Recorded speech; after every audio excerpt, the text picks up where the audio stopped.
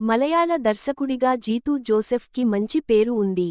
ఆయన నుంచి వచ్చిన దృశ్యం, దృశ్యం 2 సినిమాలు, మోహన్ లాల్, అనస్వర రాజన్ ప్రధానమైన పాత్రలను పోషించిన నేరు సినిమాలు కథకుడిగా జీతూ జోసెఫ్కి గల పట్టును చాటి చెబుతాయి. అలాంటి ఆయన నుంచి వచ్చిన మరో క్రైమ్ థ్రిల్లర్ మిరాజ్. సెప్టెంబర్ 19వ తేదీన థియేటర్లకు వచ్చిన ఈ సినిమా ఈ నెల 19వ తేదీ నుంచి సోనీ లివ్ లో స్ట్రీమింగ్ అవుతోంది. కథ: అభిరామి అపర్ణ బాలమురళి రాజశేఖర్ అనే వ్యాపారవేత్తకి సంబంధించిన ఒక సంస్థలో పనిచేస్తూ ఉంటుంది. అక్కడే ఆమెకి కిరణ్, హకీం షాజహాన్ పరిచయమవుతాడు. ఇద్దరూ కూడా ఒకరినొకరు ఇష్టపడతారు. కిరణ్ అంత నమ్మదగిన వ్యక్తి కాదని అభిరామితో ఆమె స్నేహితురాలు రీతూ చెబుతూ ఉంటుంది. అయినా ఆమె మాటలను అభిరామి పట్టించుకోదు. పాలక్కాడ్ దగ్గర జరిగిన రైలు ప్రమాదంలో కిరణ్ చనిపోయాడని తెలిసి అభిరామి షాక్ అవుతుంది. కిరణ్ వస్తువులను అభిరామి గుర్తిస్తుంది. అయితే డెడ్ బాడీ గుర్తుపట్టలేనంతగా దెబ్బతినడంతో చూడలేకపోతుంది. కిరణ్ జ్ఞాపకాల నుంచి బయటపడటం కోసం రీతూ ఇంటికి వస్తుంది. ఒక రోజున ఎస్పీ ఆర్ముగం సంపత్ రాజ్ అభిరామిని కలుసుకుంటాడు. కిరణ్ దగ్గర ఒక హార్డ్ డిస్క్ ఉందని, దాని గురించి ఏమైనా తెలుసా అని అడుగుతాడు. తెలిస్తే తనకి కాల్ చేయమని చెప్పివెళ్ళిపోతాడు. ఆ వెంటనే ఇన్వెస్టిగేటివ్ జర్నలిస్ట్ ఆసిఫ్ అలీ ఆమెను కలుస్తాడు.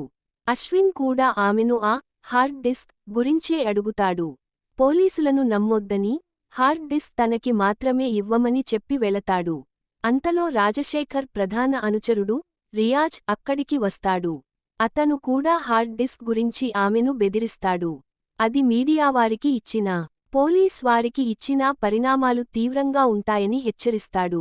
ఆ హార్డ్ డిస్క్ లో ఏముంది? అది తెలుసుకున్న అభిరామి ఏం చేస్తుంది?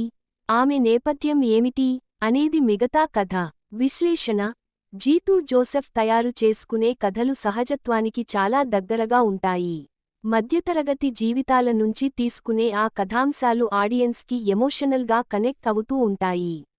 ముఖ్యంగా ఆయన సినిమాలలోని ట్విస్టులను ఆడియన్స్ ఎంజాయ్ చేస్తూ ఉంటారు. అందువలన దర్శకుడిగా ఆయన పేరు కనిపించగానే ఆడియన్స్ ఆ సినిమాలను చూడటానికి ఉత్సాహాన్ని చూపుతుంటారు. అలా వచ్చిన సినిమానే మిరాజ్.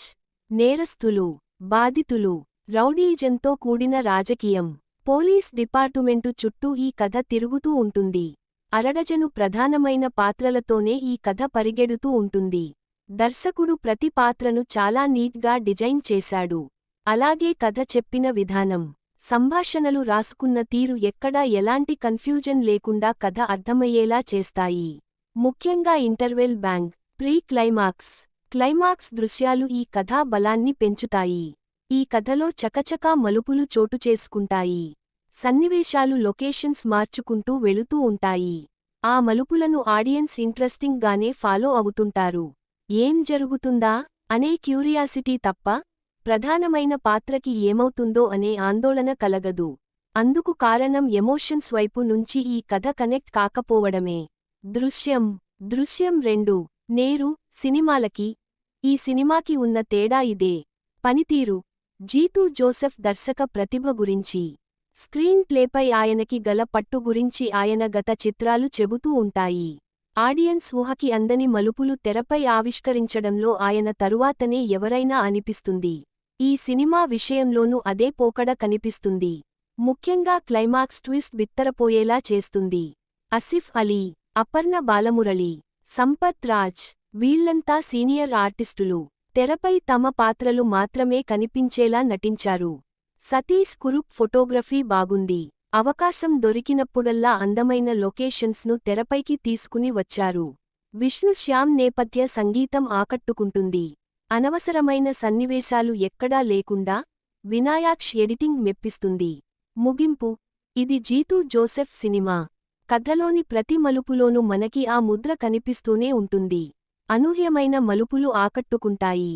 అయితే ఎమోషన్స్ వైపు నుంచి కనెక్ట్ కాకపోవడం వలన గత సినిమాల స్థాయిలో మనకి కనిపించదు అంతే.